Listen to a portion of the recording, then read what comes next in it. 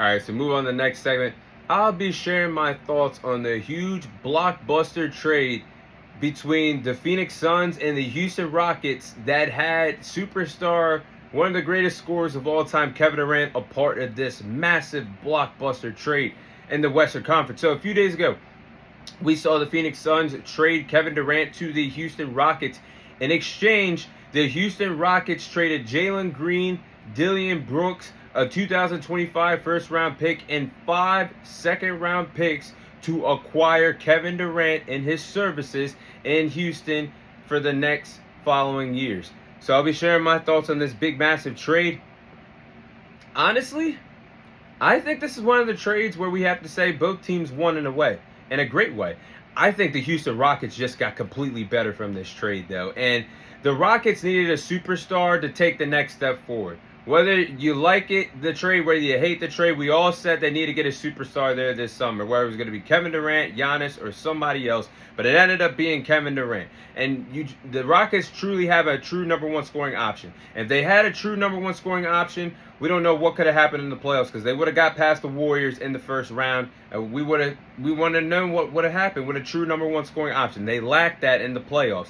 Ime Udoka loves him some Kevin Durant. He wanted, you can even look back at the Boston Celtics days when he was the head coach there. He even wanted to get Kevin Durant in Boston. He was willing to tell the front office, I'm willing to give up Jaylen Brown in order to acquire the services of Kevin Durant to play with Jason Tatum. So this has been a long time coming between Ime Udoka and Kevin Durant finally being a part of the same organization. But the Rockets lineup is going to look very good next year. They're going to be a scary team in the Western Conference. I truly believe they're 100% healthy, because they have Kevin Durant, Sengun, Steven Adams, Amen Thompson. I think he has a bright ceiling and a bright future, just like Sengun. Fred VanVleet, that's good enough, if healthy, to at least win 55 to 60 games in the Western Conference next year. You can stamp that. This team is going to be really good next year in the Western Conference. And anybody that's questioning what Kevin Durant can still bring to the table, yes, he's in his late 30s, but this man, you could still say he's in the prime of his career. He's still a lethal scorer. He last year shot 49% from the field from jumper.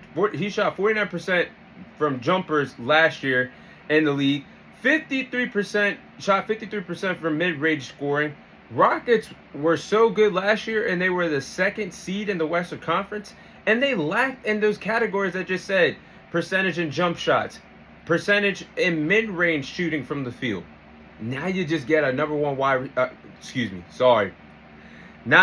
receiver, a number one scoring option. Only thing I don't like about the trade is they had to give up Dillon Brooks. And some people, why would you give up a Jalen? I'm gonna get the Jalen Green, but I just don't like the fact they had to give up Dillon Brooks in the trade. But you can't go wrong, because you didn't give up. You did not surrender Sengun. You did not surrender Amen Thompson, who was a tremendous defender.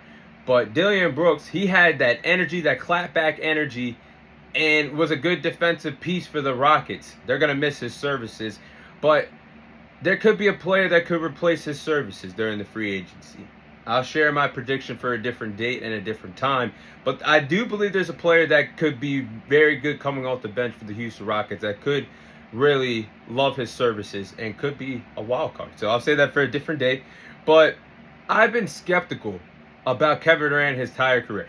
One thing I've never said, Kevin Durant is one of the best small forwards of all time. Top 3 small forward of all time with LeBron, Larry Bird. No debate. Kevin Durant is one of the best scorers of all time. No debate. He is a tremendous scorer.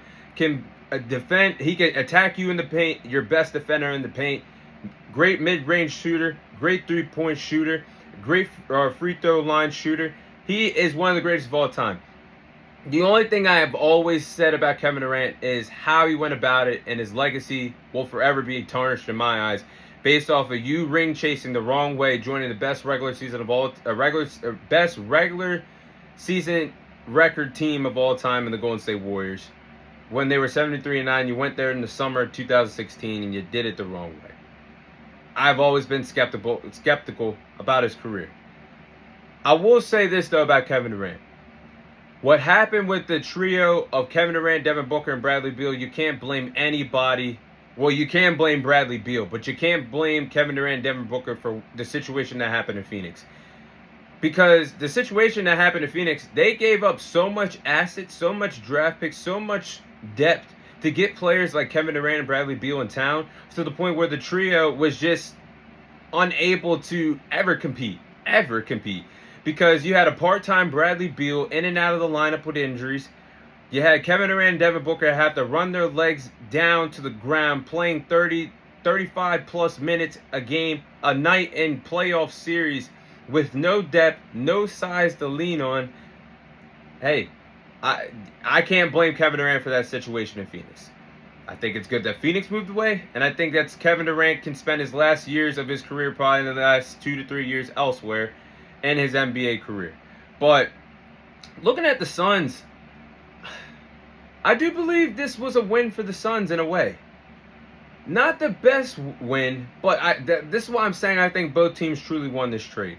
I think the Rockets will benefit from this more, but I could be wrong because we don't know what could happen in the future. The Suns do have a lot of work to do after this trade.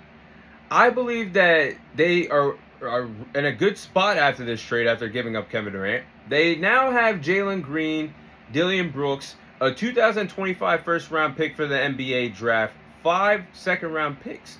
I don't think Jalen Green is going to be in the plans for the Phoenix Suns. I think they're going to move him as early as draft night or during the NBA summer, because I don't see 3 guards being a part of this Phoenix Suns team that lacks depth and they lack size. I don't see a lineup featuring Devin Booker, Jalen Green, and Bradley Beal. Would you most likely have him to move Bradley Beal to a small forward position? Now, I know Bradley Beal really should be out of town, but he has a no trade clause, so he could be there until he gets released. So, or unless he waives that no trade clause, which he loves being in Phoenix. So, I do believe that they're gonna try to get the best trade possible to get Jalen Green off of Phoenix.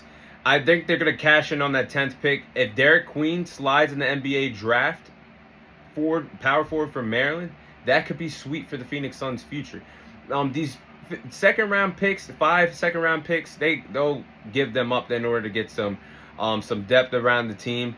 But I think both teams are going to win here. Based off of what I think the Suns can get for a young, talented player in Jalen Green, he could end up anywhere. We don't know who is possibly interested in Jalen Green. There's going to be somebody that trades for him. I just don't see him personally in Phoenix.